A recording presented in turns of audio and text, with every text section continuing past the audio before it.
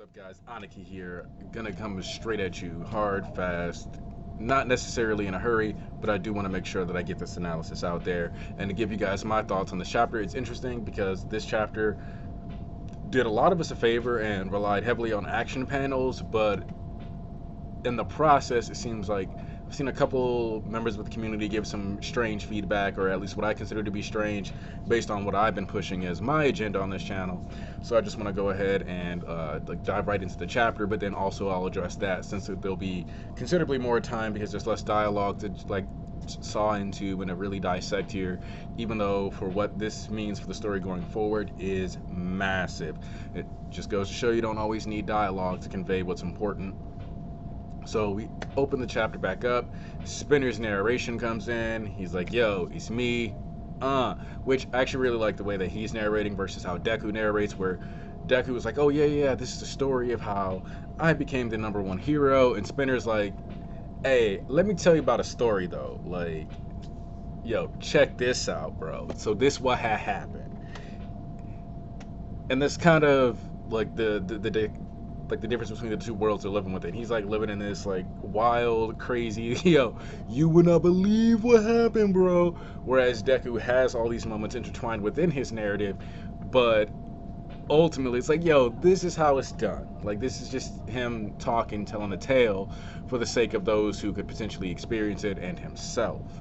The Spinner here is moreover like discussing like this is how things went down. It's kind of interesting because of the fact that obviously the League of Villains is not destroyed at the end of this chapter. That is not what happened. And so a lot of people were confused because it seems like Spinner is currently narrating in the past of, like, in the future of this event as like a flashback of this. But when you look at how he was narrating in the past, it sounds like basically Spinner is in hindsight telling us this part, but specifically for some reason when he encountered Gigantomachia was narrating in the present.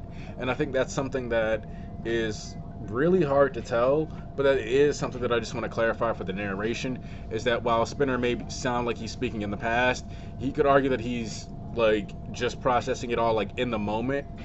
Like, the hindsight is like within the context of this chapter, he's speaking in hindsight because we're getting the narration from the moment of which he witnesses the Supreme Liberation Army finish of this chapter. So that's actually, in fact, I consider that to be the optimal way to internalize the narration of Spinner and keep it logically consistent throughout the throughout the arc, is that he was narrating in real time at that midway point when he first ran into Gigantomachia. As we're catching up and like experiencing this particular chapter, he's technically narrating from the end of it, the beginning of the chapter. He's narrating from the end of the chapter at the beginning of the chapter. That's how we're going to interpret this timeline. Makes the most rational sense storytelling wise and explains the flavor of the dialogue that he does have.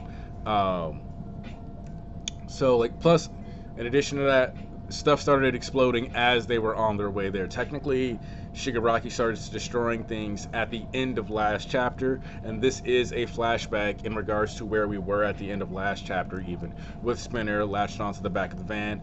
While they do clown his Gecko ability, I will say that anything that allows you to hold onto the back of the van with just your hands and stay attached as it's going at however many miles per hour back and forth, braking and avoiding, still pretty solid.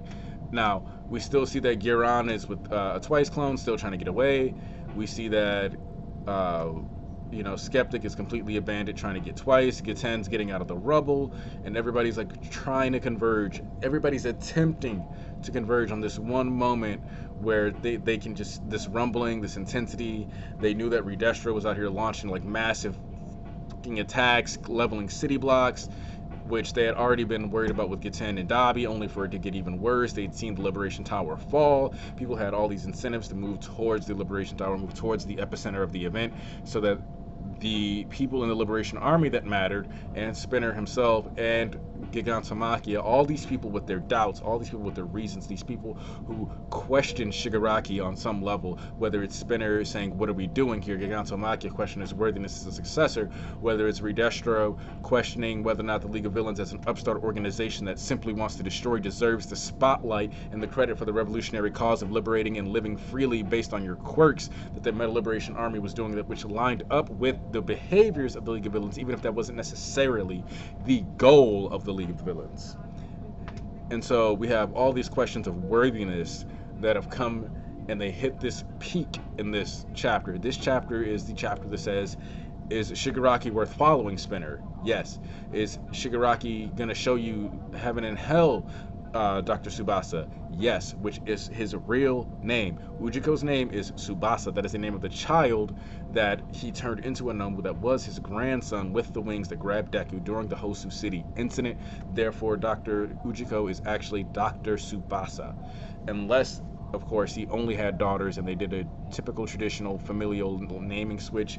If that is not the case, and Tsubasa had a son and that was his grandson through a son of his, then it's logical to conclude that Ujiko is in fact a Tsubasa. So we do know that All For One's last name is Shigaraki and Dr. Ujiko's last name is Tsubasa.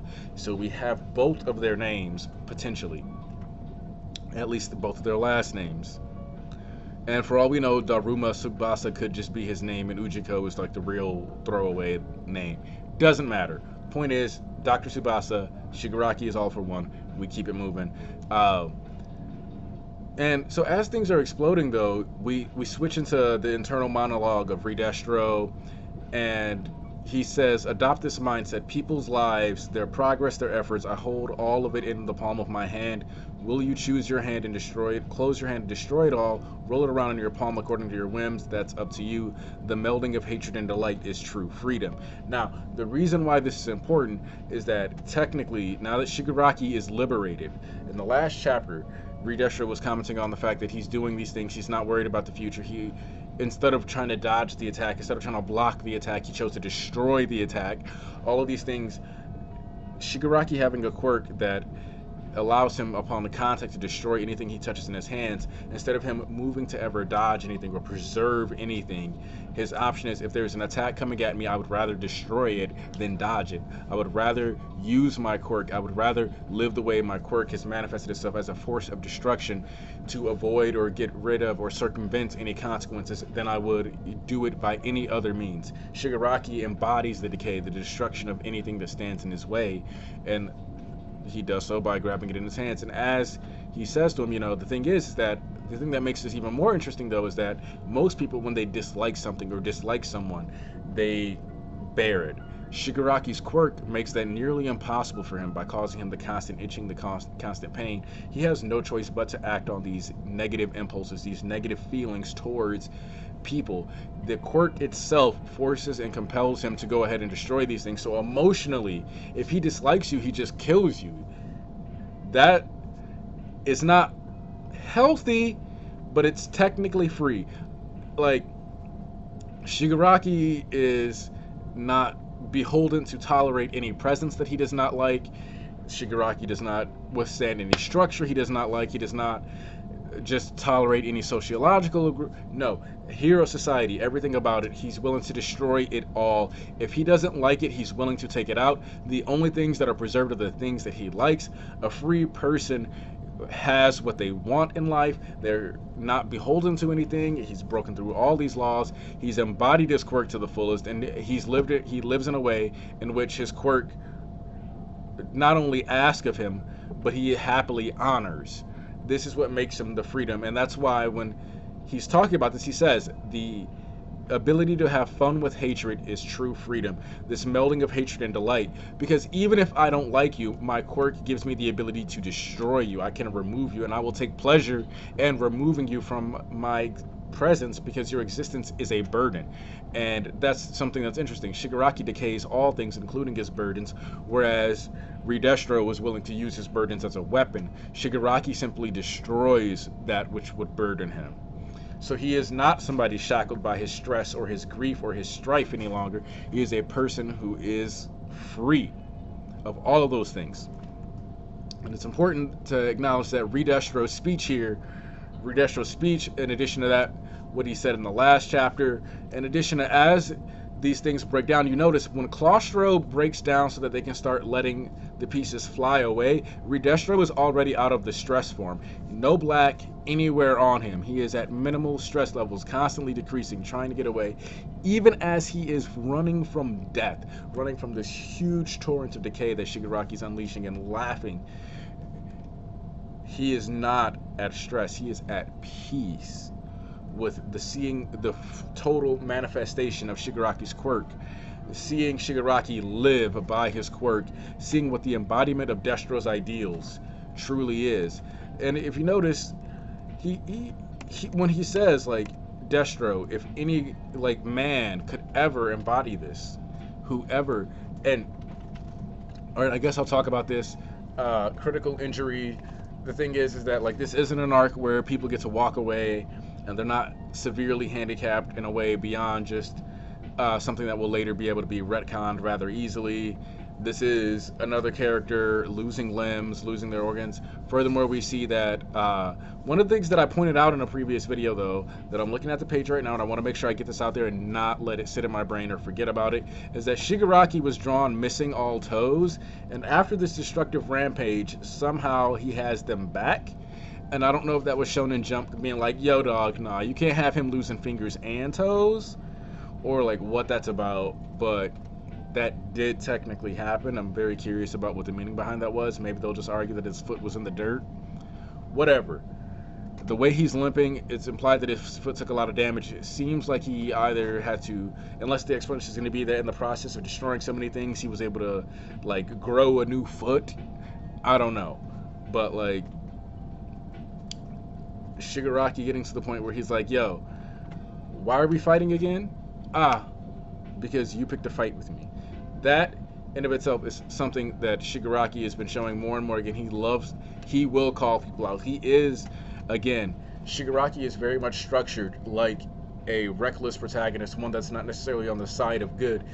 When I call him the king of the pirates, it's a joke, but it's also very much what he kind of represents within the context of this verse. He is the guy that does criminal activities, opposes the government, does whatever he wants, whenever he wants, and is the freest man in the land, in the same way that Luffy attempts to be the freest man in the sea.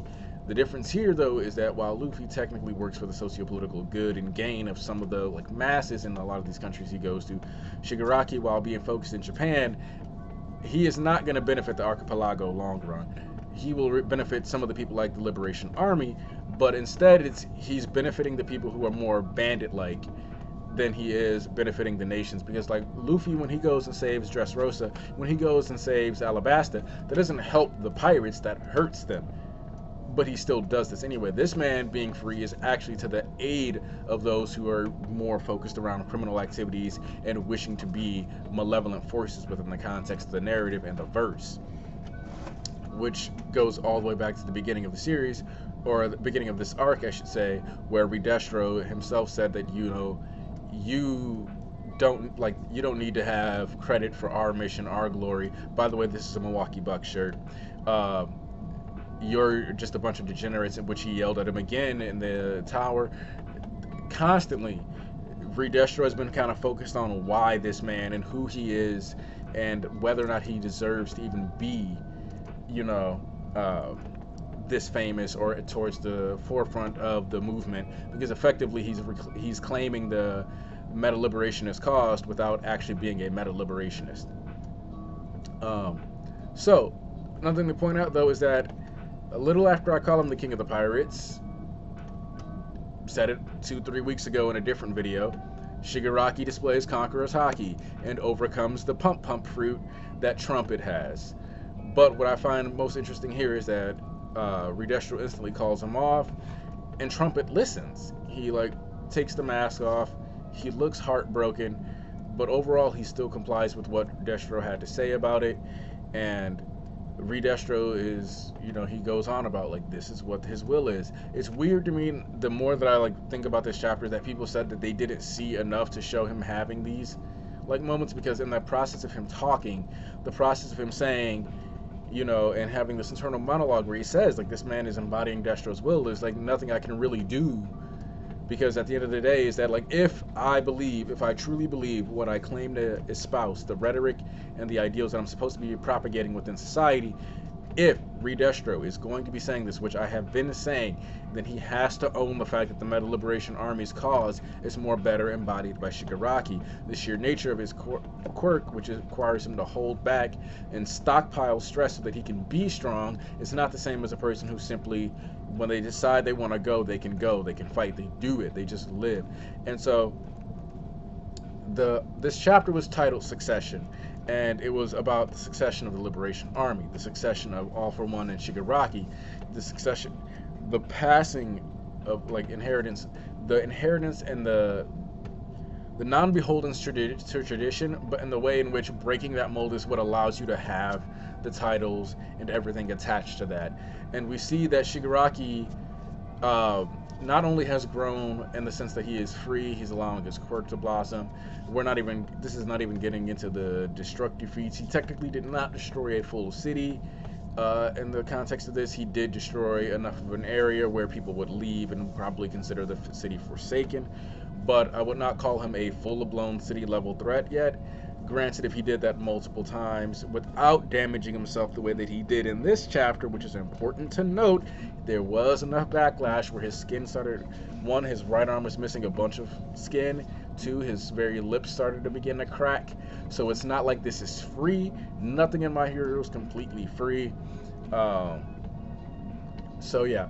And so when you see Redestro, but like the thing is that the panels that you see of Gigantomachia coming to these realizations, looking at him in awe, getting wowed by these emotions, these are the same panels that would have been spent on Redestro.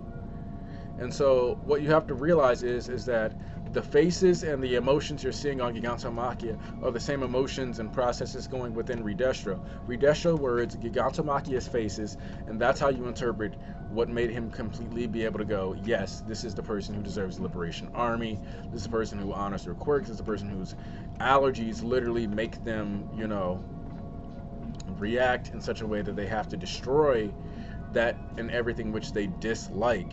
And so with this moment, though, we have Shigaraki winning over Redestro. We have Shigaraki winning over Spinner, who even says that, like, their story cannot be stopped now. That is an important and powerful phrase, because this is considered the rise of the villain saga, which means that the next couple of arcs, based on what the editors have been saying, based on what Horikoshi has been saying, we should be expecting some heavy intensity to come our way. But not only that, we should expect it to be difficult for the villains. We should see them make even bigger moves, whether it's the Tartarus prison break arc, maybe it's a raid on UA during graduation, saying we decided to take out these kids before they even become heroes, before they get in the field for real, for real. We don't know what is on the horizon, but we do see a barren and blank canvas to show us just how little we do know. Not only symbolizing the heaven and the hell that Shigaraki said he would show Dr. Tsubasa at the beginning of the arc, but also the limitless and uncapped potential of the future of the My Hero Academia series as a whole, going from this chapter forward. I think those are very fitting in. But what I will say is that with the Gigantomachia shedding tears and acknowledging him as a true successor, with the Liberation Army being at their disposal, the potential villain city or nation is on the horizon. But Horikoshi is a big Westaboo, or whatever it is in Japan that they call people who are big fanboys of Western culture. And so from that perspective, I saw somebody say they would love to see an Avengers League of Villains style scene where instead of it being the Avengers getting shawarma, it's the League of Villains getting sushi.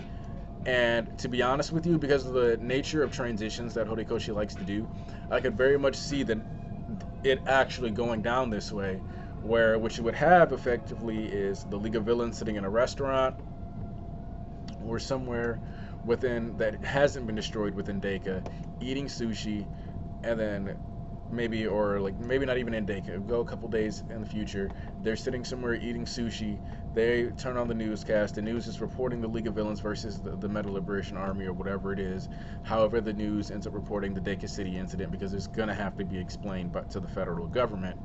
And so it goes from them eating sushi to the newscast, cuts back down to from the newscast to the students, because that's how we transitioned into this arc. They were sitting there, Kaminari threw on the TV, we transitioned into the Detinorat commercial. Boom, we go from newscast to commercial to, uh, Redestro killing Miyashita, aka the young Beppo, to the incident with the seltzer water, eventually getting Bakugo and Shoto their licenses, showing that they got their licenses, etc. So that's how we transitioned to this arc. It would seem like a very casual and good way to transition out of this arc, and the sheer serenity and the peacefulness that League of Villains will be experiencing as they were eating the sushi, transitioning into the newscast, and then finishing with the students, and the sheer chaos and the fear that they would be experiencing would be an excellent juxtaposition and a nice way to show that we're transitioning into the good guy perspective and going from there. There's some other details that I could go into about narrative thematics, recurring behavioral patterns, and overall story structure, but I want to save those for Shigaraki's video that I know at least a couple of you out there, now that this arc is technically hitting the officially over point, some of you are like, all right, so theoretically you should be giving us a stream. You mentioned trying to do that. I did say that, so I'll try to do that and make it happen. But also I know that a lot of you are waiting for me to get Shiggy with it, because I told you I was waiting until this arc was over so that I could dedicate a video to him, as well as more than likely Spinner will be able to get one, and Toga, as well as twice. No Compress and Dabi because they didn't get enough stuff, and Giganto Machia is not getting a video yet because he doesn't have enough content for me to do a meaningful video. I could give you an overview video and my thoughts on him so far, but it would not be one of those 20-25 minute analysis videos that really like you sit there and have to cut your teeth on. So if you want a shorter, like just real quick, give me all the times Giganto Maki has appeared anime manga wise, sure, I'll like talk about him for a bit just because of where I could see his character going, but other than that, I think I'm going to try to end the video around here. Please make sure that you try to like, subscribe, or share. I hope that some of you guys go back and read the chapter over, but not only read this chapter, but to read the previous one, because the consideration of giving Shigaraki, surrendering to him, was started in the last chapter. So I think Horikoshi didn't believe he needed to show you as much this one because you would have already picked up on it. But that's my interpretation as someone who's been pushing the meta liberation will be swallowed by Shigaraki agenda. So I was on the lookout for this. I guess that's a bit braggy, but at the same time, I was coming from a different perspective, so I really couldn't see what you guys were seeing when you were upset, like for some of the people who were on Twitter or let down. So I just want you guys to know that, like, if you wanted to, you could like go back and check and see me talk about these things, just so you know that I'm not like making it up when I say that I genuinely was not disturbed, and this is actually what I thought was going to happen and was hoping for. Not necessarily to as beautiful as a degree, because I didn't think that Redestro was going to completely, like, I felt like Redestro should hand over the army to him based on his own ideals, but I didn't know that he would actually do it this way. But anyways, like I said, I was supposed to be ending the video. Like, share, subscribe. Let me know what you guys want, or like what you guys think about the analysis, or if there's anything else that you needed me to tackle that I might have forgotten to, because I will always try my best to answer those questions in the comments. I'm sure like the Sonic, aka Ian, like will be able to tell you. There's several people who, or like my buddy Squid, whenever he asks me questions about my videos, I try to follow up with him. If he asks me and like Discord or anything like that, I'm around. I'm always on Twitter. You guys already know this. I'm covering all the formal, but like Discord, Twitter, those are the places you can find me easiest. You might find me on a random nerd group under my actual name on Facebook somewhere one day. Whatever the case may be, you guys have a wonderful evening. Plus Ultra, Aniki out.